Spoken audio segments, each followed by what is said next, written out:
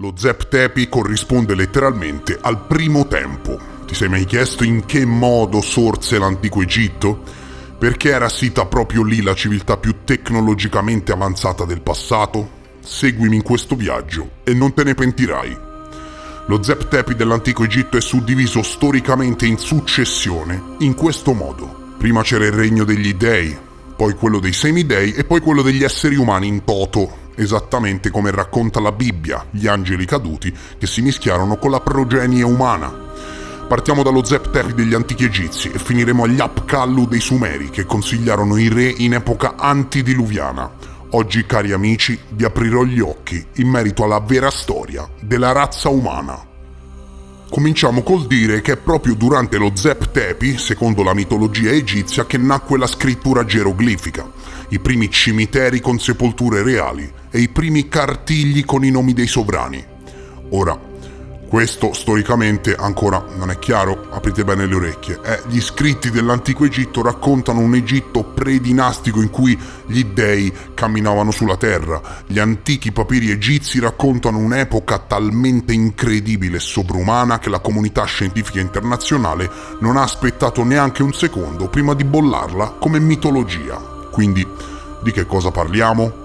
Se parliamo dell'Egitto predinastico, prima dell'Egitto predinastico, per gli storici parliamo sicuramente di mitologia. Ma è così? Ed è giusto generalizzare o forse è utile ai fini storico-scientifici entrare nello specifico e analizzare quella presunta mitologia? E se la mitologia degli antichi non fosse mitologia, ma storia? E ancora, ti assicuro che questo video ti manderà in ferie il lobo frontale, ancora con la fatidica domanda: perché tutti raccontano la solita storia? Ne vedrai e ne sentirai davvero delle belle. Che cos'è lo Zep Tepi? Non voglio lasciare niente al caso, non sono un egittologo, sono semplicemente una persona curiosa, ma non voglio lasciare niente al caso. Per parlare di questo è necessario fare un passo indietro, molto indietro, prima dell'unificazione dell'Alto e Basso Egitto, prima del dominio dei faraoni, millenni prima della dinastia Zero e del periodo predinastico. Molti pensano che il periodo predinastico sia difatti lo Zep Tepi, ma non è così. Lo Zep Tepi è il periodo precedente al periodo predinastico dell'antico Egitto e i documenti storici che ci arrivano sono mozzafiato. Lo storico egizio Manetone, 300 a.C., realizzò un'opera chiamata Aegyptiaca, raccogliendo mitologia e ricordi ancestrali trasmessi per via orale che gli vennero trasmessi dai vecchi sacerdoti egizi che si riferivano a millenni prima. È importante precisare che l'Egitto, signori, è così antico che, per fare un esempio, Cleopatra è storicamente più vicina a noi che alla prima dinastia. Giusto per farvi cadere un attimo le mandibole. A parlare dello Zep Tepi non fu solo Manetone, e siccome a me piace citare sempre le fonti, un altro documento storico utile che ci parla di questo tempo in cui dei e semidei camminavano sulla terra e civilizzarono le tribù di cacciatori-raccoglitori è la pietra di Palermo. Non ne hai mai sentito parlare, non è così?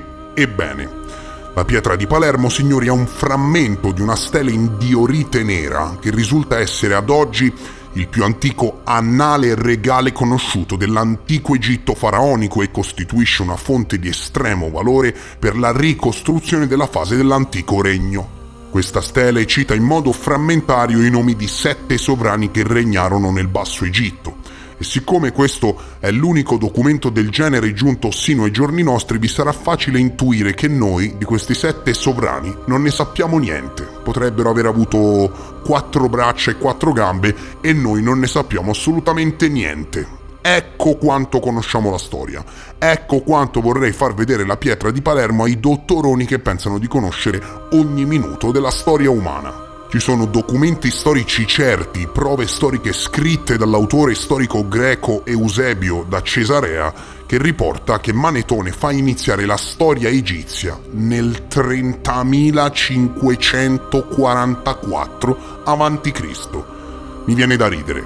spera che non sia vero, perché parliamo di qualcosa che sarebbe in grado di riscrivere la storia. Il periodo degli dei, dei semidei, degli spiriti venerabili e dei sovrani, questi 4 periodi compongono lo Zep Tepi.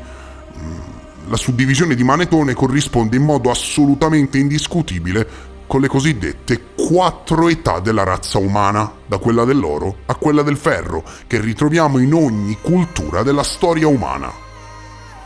Manetone ci racconta che all'inizio dei tempi governava il Basso Egitto quella che chiama sui documenti storici dinastia degli dei, che avrebbe regnato per 13.900 anni lunari. Non voglio annoiarvi, comunque un anno lunare corrisponde a 354 giorni, quindi insomma, dai, regnarono per 13.000 e rotti anni. Il regno degli dei comprende 7 grandi e potenti dei, i Neteru, che regnarono sulle terre del Nilo durante il cosiddetto Zep Tepi, un tempo in cui la terra d'Egitto era abitata appunto dai Neteru e da un'altra stirpe non umana, gli Urshu, ossia i vigilanti, ovvero creature divine al 100% che sono menzionati nel papiro di Torino come intermediari fra gli dei e gli esseri umani. Ora, è importante precisare, cari signori, che queste non sono speculazioni alla Indiana Jones, chiaro? Questa è esattamente la storia che ci racconta il principale storico egizio, Manetone. Il papiro dei re, o anche chiamato spesso papiro di Torino, è un documento risalente alla XIX dinastia egizia, probabilmente durante il regno di Ramses II nel 1290 a.C., redatto in ieratico che riporta, indovinate, un'introduzione scritta sui re divini e semidivini dello Zep Tepi dell'antico Egitto. Riporta anche la progenie di queste divinità, che divennero ovviamente poi faraoni per concessione divina, per legami diretti di sangue con gli dei, e l'elenco dei sovrani dall'unificazione dell'Alto e Basso Egitto fino al momento della compilazione del documento. Questo era il papiro dei re. La storia convenzionale ci dice che sul finire del Paleolitico, circa nel 10.000 a.C., di pari passo al ritiro dei ghiacci, il clima dell'Africa divenne più secco e l'enorme lago interno africano si ritirò gradualmente, diventando l'attuale Nilo. Nacquero i primi nomadi, le civiltà stanziali, le prime culture e così via, ma è giusto anche precisare che la storia moderna, accettata da storici e geologi, è totalmente in contrapposizione con quella raccontata dagli storici egizi, che invece troverebbe conferme, molte conferme, se il mondo accademico riuscisse a concepire una civiltà pre-glaciazione che iniziò i popoli di cacciatori-raccoglitori. Consulta la mia playlist intitolata Archeologia misteriosa, perché in merito a questo ho realizzato svariati video che si legano perfettamente allo Zep Tepi. Abbiamo Manetone con la Egiptiaca, che parlò dello Zep Tepi, in cui gli dei vigilanti camminavano sulla terra. Abbiamo la conferma di ciò che disse Manetone con la pietra di Palermo. Abbiamo la conferma con il papiro dei re, che dice la stessa cosa, e abbiamo, cari signori, i testi delle piramidi. I testi delle piramidi sono un insieme di formule rituali egizie risalenti al periodo chiamato Antico Regno, e più precisamente tipiche della quinta dinastia a partire dal 2500 a.C.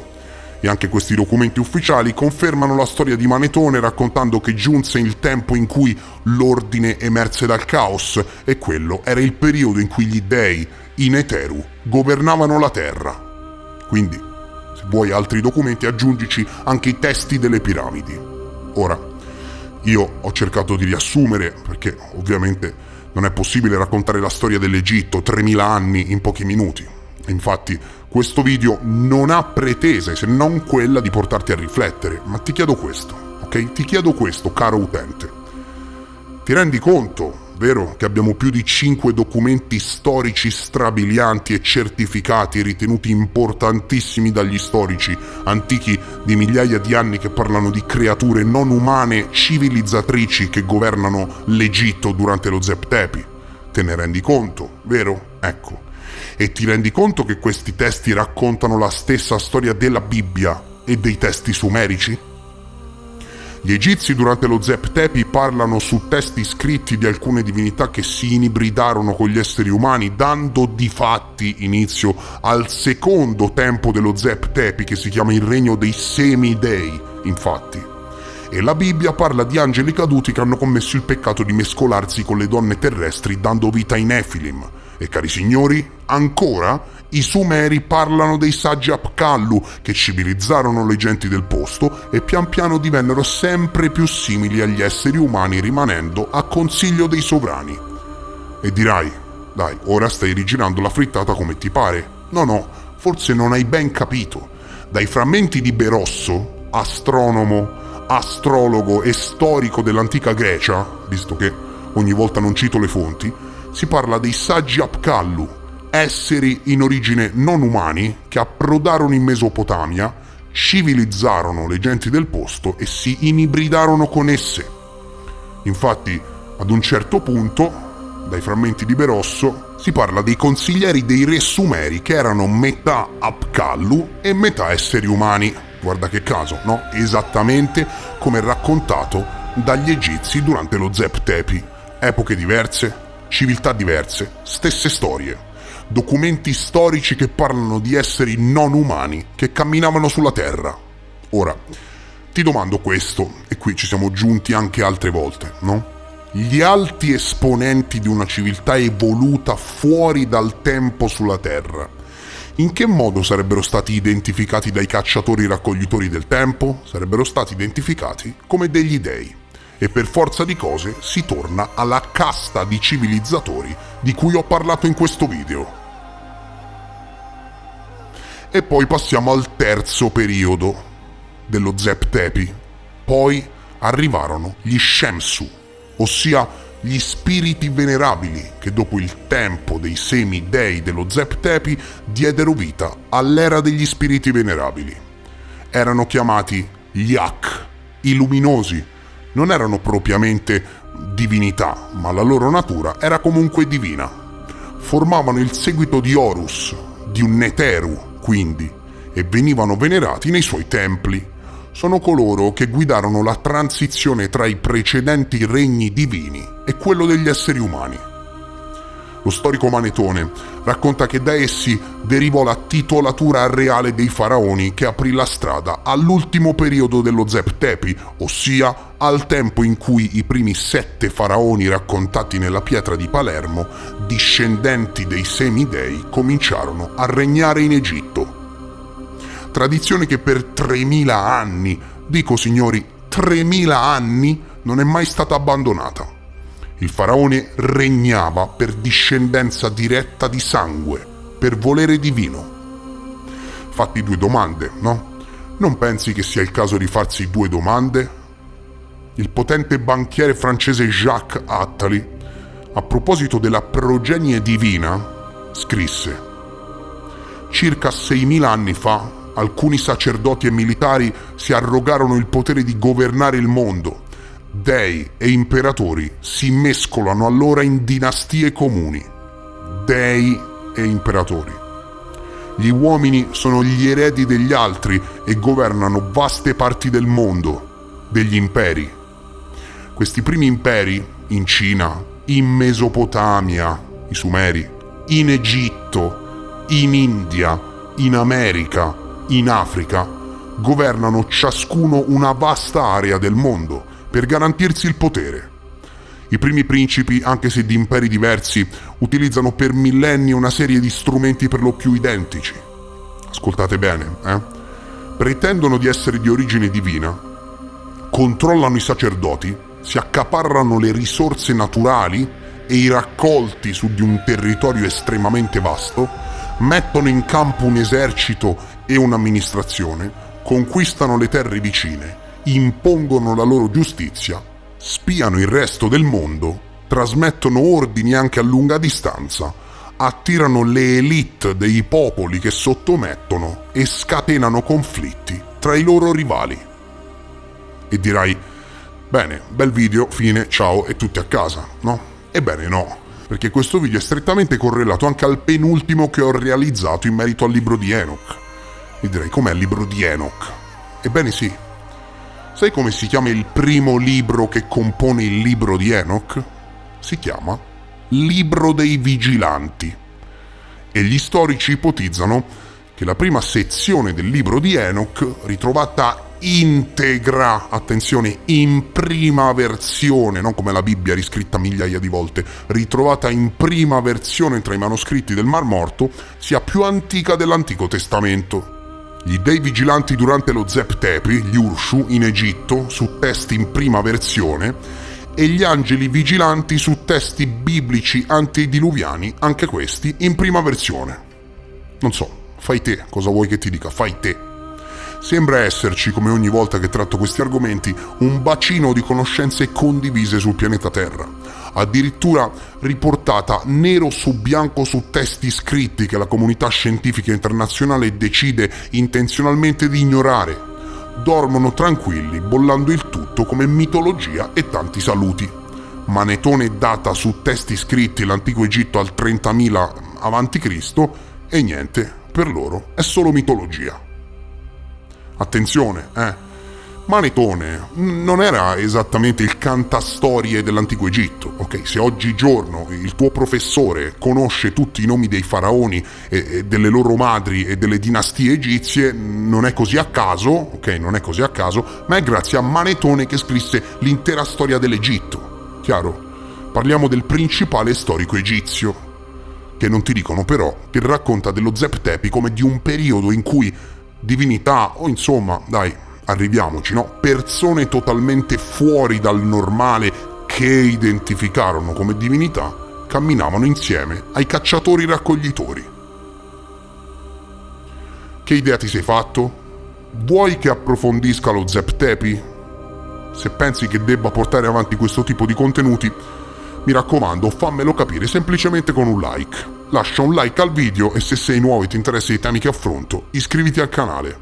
Io vi voglio un sacco bene, vi ringrazio per essere stati con me e vi rimando al prossimo episodio. Adieu!